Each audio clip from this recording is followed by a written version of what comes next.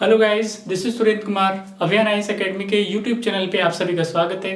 Guys, आज बात करने वाले हैं बहुत ही इंपॉर्टेंट टॉपिक संसदीय समितियों के बारे में।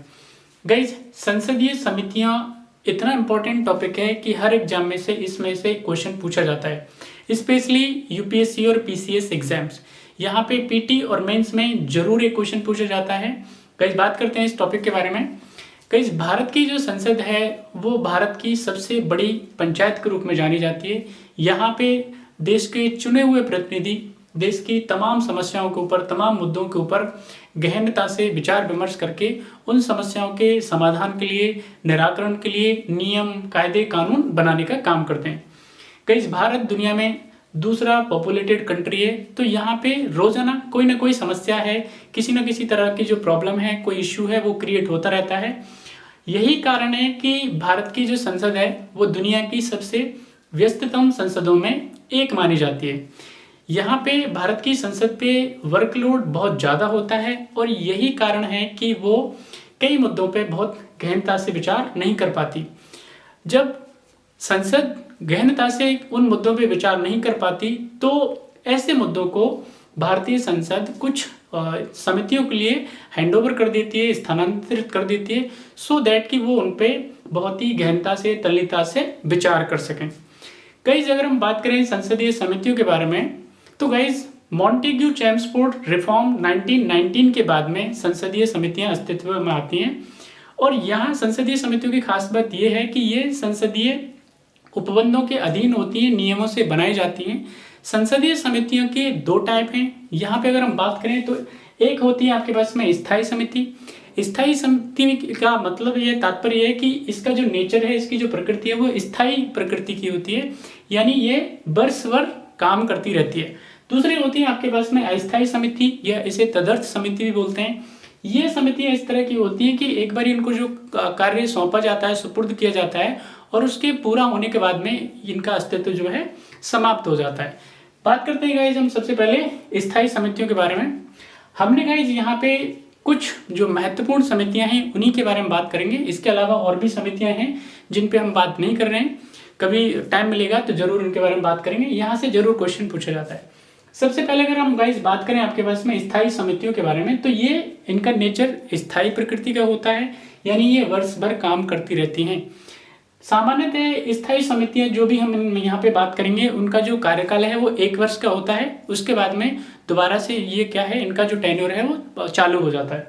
सबसे जो बड़ी समिति है यहाँ पे अगर हम बात करेंगे वो है प्राक्कलन समिति। जरूर पूछा गया है इसमें से, यूपीएससी में 2-3 बार इसमें क्वेश्चन पूछा गया है सबसे बड़ी समिति के रूप में। तो गाइस, प्राक्कलन जो समिति है वो सबसे बड़ी समिति होती है और इसके अंदर 30 मेंबर्स होते हैं। इस समिति की खास बात यह है कि इसके सारे के सारे मेंबर लोकसभा से होते हैं। गाइस, दूसरे नंबर पे आती है आपके पास में लोक लेखा समिति। इसके अंदर 22 मेंबर होते हैं। ये जो मेंबर होते हैं आपके पास लोकसभा और राज्यसभा दोनों से होते हैं। इसमें जो 15 मेंबर होते हैं वो लोकसभा से होते हैं और आपके पास 7 मेंबर होते हैं वो राज्यसभा से होते हैं।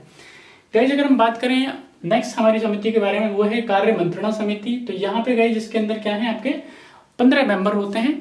दूसरी गाइस बात करते हैं नेक्स्ट समिति के बारे में, वो है आपके पास में सार्वजनिक उपक्रम समिति। यहाँ पे भी जो रेशो है आपके पास में वही 15, यानी 15 सदस्य जो होते हैं वो लोकसभा से होते हैं और 7 होते हैं आपके पास में राज्यसभा से। फिर गाइस बात करेंगे हम विशेषाधिकार समिति। इसमें भी 15 मेंबर होते हैं। विभागीय समिति आपके पास में, विभागीय समितियों की जो संख्या है गाइस वो है आपके पास में 24। यहाँ पे अगर हम गाइस बात करें आपके पास में तो 16 तो होती हैं आपके पास में ये लोकसभा के और 8 होती हैं राज्यसभा, यानी यहाँ पे 16 जो है आपके पास 16 जो समितियां होती हैं उनको जो सहयोग प्रदान करने का है या उनको सपोर्ट करने का काम है वो आपके पास में लोकसभा सचिवालय करता है, और जो 8 है उनको राज्यसभा सचिवालय क्या करता है, सपोर्ट करता है या उनकी मदद करने का काम करता है। गाइस, यहाँ पे नेक्स्ट एक समिति है दैट इज SC/ST जो समुदाय हैं उनके कल्याण से संबंधित समितियां हैं। इसके अलावा भी आपके पास में आवासीय समिति होती हैं या भवन से संबंधित समितियां, और भी कई समितियां हैं गाइस जिसके अंदर जिनकी जो नेचर है वो स्थायी प्रकृति की है। अब गाइस बात करते हैं हम आपके पास में अस्थायी समितियों के बारे में या तदर्थ समितियों के बारे में। एज आई टोल्ड यू, इनका जो नेचर होता है वो अस्थायी प्रकृति का होता है। इनको जो भी कार्य सुपुर्द किया जाता है उस कार्य की पूर्ण होते ही इनका अस्तित्व समाप्त हो जाता है। तो गाइज यहाँ पे हम बात करेंगे स्थायी जो अस्थायी समिति जो है यहाँ पे विशेष तौर पे उसके कई टाइप हैं, इनको भी हम दो तरह से बांट देते हैं। तो उसमें क्या है आपके पास में एक तो सलाहकार समिति हो गई जो सलाह देने का काम करता है, ठीक है। किसी भी आपके पास में सलाहकार समिति में हम हो सकता है आपके पास प्रवर समिति है, संयुक्त समिति है, तो ये इसके अंदर आती है। इनका कार्य विशेष तौर पर क्या है, सलाह देने का होता है। जैसे कि अभी आपके पास में यहाँ पे 3 बिलों को लेकर के किसानों का आंदोलन चल रहा है, तो इन जो इश्यू हैं किसानों के, इनको भी जो प्रवर समिति है उनको देने की बात की जा रही है, भेजने की बात की जा रही थी, लेकिन किसानों ने समिति को भेजने से इस मुद्दे को मना कर दिया। गाइस यहाँ पे बात करेंगे विभागीय समिति। तो एज आई टोल्ड यू कि आपके पास में क्या है 24 डिपार्टमेंट्स हैं। तो यहाँ पे वो डिफरेंट जो आप जितने भी डिपार्टमेंट्स होते हैं उनकी जो इश्यू होते हैं, ठीक है, कोई भी किसी भी डिपार्टमेंट से संबंधित होता है तो वो उसके लिए क्या करती है, अनुशंसाएं करती है, काम करने का काम करती है। दूसरा गाइज आपके पास नेक्स्ट है आपके पास में जांच समिति। गाइज इस समिति का जो खास काम होता है, ये रैंडम किसी मुद्दे पे इनको बनाया जाता है। किसी भी तरह की तात्कालिक कोई घटना हो जाती है तो इस समिति को विशेष तौर पे जांच के लिए बनाया जाता है, और जब जैसे ही 1 महीने 2 महीने 3 महीने में जांच खत्म हो जाती है उसके बाद में इनका अस्तित्व खत्म हो जाता है, ठीक है। गाइस उसके बाद हम बात कर चुके हैं आपके पास में इसके अलावा जो अस्थायी प्रकृति या तदर्थ प्रकृति की जो है आपके पास में, उसमें प्रवर समिति है, संयुक्त समिति है, राइट, रेल अभिश्रम समिति है आपके पास में, संसद भवन में जो खाद्य प्रबंधन है उससे संबंधित समिति है आपके पास में, आचार समिति है आपकी, ठीक है। तो इस तरह से ये गाइस विशेष तौर पे जो इम्पोर्टेंट संसदीय समितियां हैं, बहुत ही इंपॉर्टेंट है गाइस। यहाँ पे हमने इनके कार्यों के बारे में नहीं बताया क्योंकि इससे वीडियो लंबा हो जाता। तो गाइज अगली वीडियो में हम इनके कार्यों के बारे में आपको बताएंगे। आप जरूर इनको याद कर लीजिएगा, इनके मेंबर्स को याद कर लीजिएगा कि इसमें लोकसभा के कितने मेंबर होते हैं, राज्यसभा के कितने मेंबर होते हैं। चलिए गाइज इसको देखिएगा जरूर ध्यान से। बाकी अगली वीडियो में मिलते हैं, अब तक अपना ख्याल रखिएगा। Thank you.